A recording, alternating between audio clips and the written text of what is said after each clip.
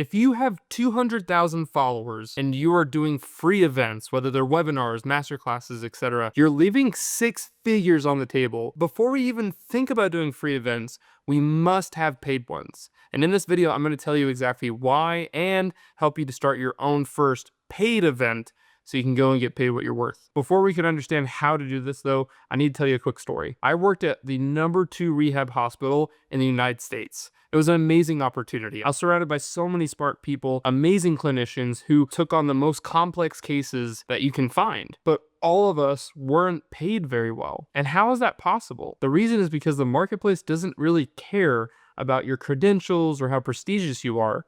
At some level, all they care about is how well can you solve my problem. Working with those clinicians taught me that you can be the best in your field and still not make much money. And that's the same thing with your followers. You can have a ton of followers and be making absolutely no money. I've seen it time and time again. And this completely changed how I view entrepreneurship and especially free events. The first thing we need to talk about today is why free events actually train your audience to never buy from you. So I paid $20,000 to work with a business coach. And one of the pieces of advice that he gave completely shocked me. And it was this, it was to stop doing free events. And here's the reason why. He told us that whenever you do free events, you are telling the world, you're telling the audience that your time isn't valuable. Like videos, PDFs, all those things are fine to give away for free because you make them once and they have unlimited distribution. You can send them anywhere with technology. But when it comes to events, you can only be in one place at one time. And so if you're going to host an event, if you're going to especially do question and answer or anything like that, you need to be charging for that because of the psychology of your followers, the psychology of your audience. It's the psychology of those who actually are going to pay money and come to your event.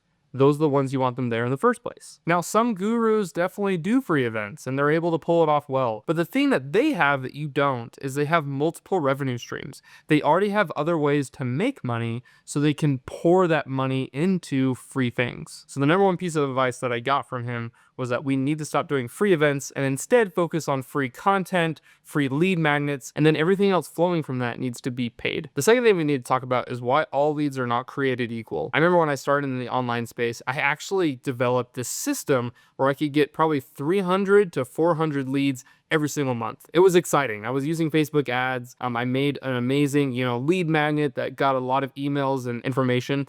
But what the problem was is that all of these people were not buying. In fact, none of them wanted to buy. And I started to get confused and frustrated because my numbers were getting really high, but I was still getting no sales. And one thing that I learned was from a book called Oversubscribed by Daniel Priestley. It's a fantastic book if you have a chance to read, where he talks about the differences in signals.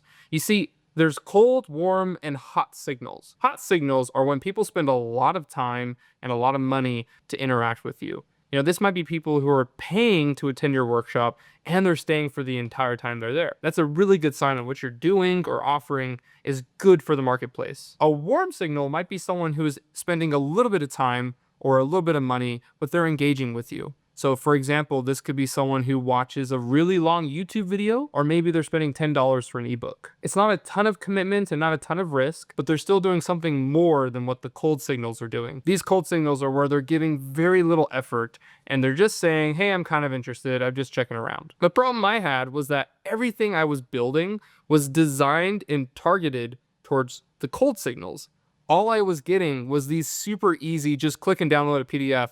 And then I assumed that I had someone who wanted to buy my stuff. Once we understand this, it totally changes how we view events. You should have cold, warm, and hot signals to lead up to your event. If all you have is 20 cold signals, then you know that the event you're trying to host just isn't gonna get enough traction.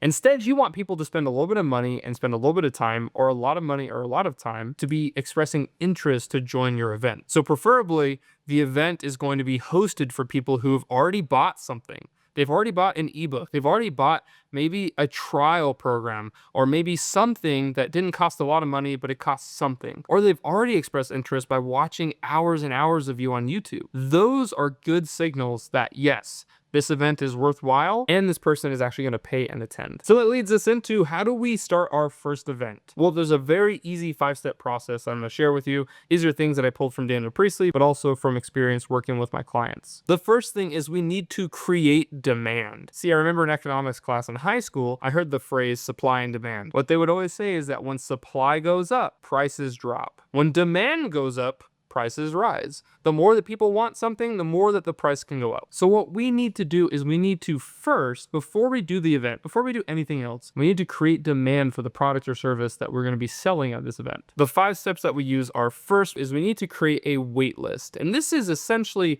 a landing page, which is going to have a little bit of information about the event and then a quiz. Now, the quiz is so that we can understand what kind of people are signing up for this event. You want to ask them essentially 5 key questions, which are: what kind of person are they? What are their main goals? What are their main struggles? How much would they be willing to spend to get their problem solved? And then the last one is there anything else that you would like to tell me? Now, these 5 questions are amazing because they give you data so that you can understand what kind of people are going to be coming. That way you can tailor your outline to actually fulfill the needs and wants of these people who are going to come. The second thing is that in your content, you want to start mentioning that I'm going to be hosting this live event. You don't have to give dates. You don't have to give it's going to be in 2 weeks or anything like that. All you need to do is to push people to join the waitlist, to get their name on the list so that they can have a chance to attend. The third step is that we want to get an oversubscribed rate. Daniel Priestley talks about this, where essentially, if you want 5 clients out of this event, then you need to get at least 500 people signaling interest. Because you think about it, if you have 500 people that are saying they want to come to your event, and your goal is to only turn 5 into customers, then you have a much better chance at succeeding at your goal. The fourth step, which is really sneaky, is that you want to then publish that you are oversubscribed. You want to have screenshots or some kind of evidence to say, hey, we've had 500 people sign up on this wait list. We actually can only host 50 for this paid event. And so that's when you can have the table rush. That's when you can have people rushing to purchase because they know that there's so many other people who want to get tickets. And then the 5th step is that you're going to have a set date and time when people can buy tickets. This is not a buy whenever you want. This is, hey, on Monday from this hour to this hour, I'm going to be opening the window for you to be able to buy tickets. And if you've done this correctly, people should rush in, buy the tickets, and then you're going to have an amazing, amazing event where you not only build anticipation, but you're also getting paid for it. Now, if you want to know how to build one of these waitlists in Jotform, I actually have another video up here, which you can watch. It's me going through and making one for my client. If you want to learn more about how can you use AI and turn your followers into clients, then go ahead and join our waitlist for the upcoming workshop. I'm very excited to be hosting this. This is going to be a great opportunity where we can walk through how can you use AI in your business and actually build a system where you turn your followers into clients. Thanks so much for watching, and I'll see you in the next one.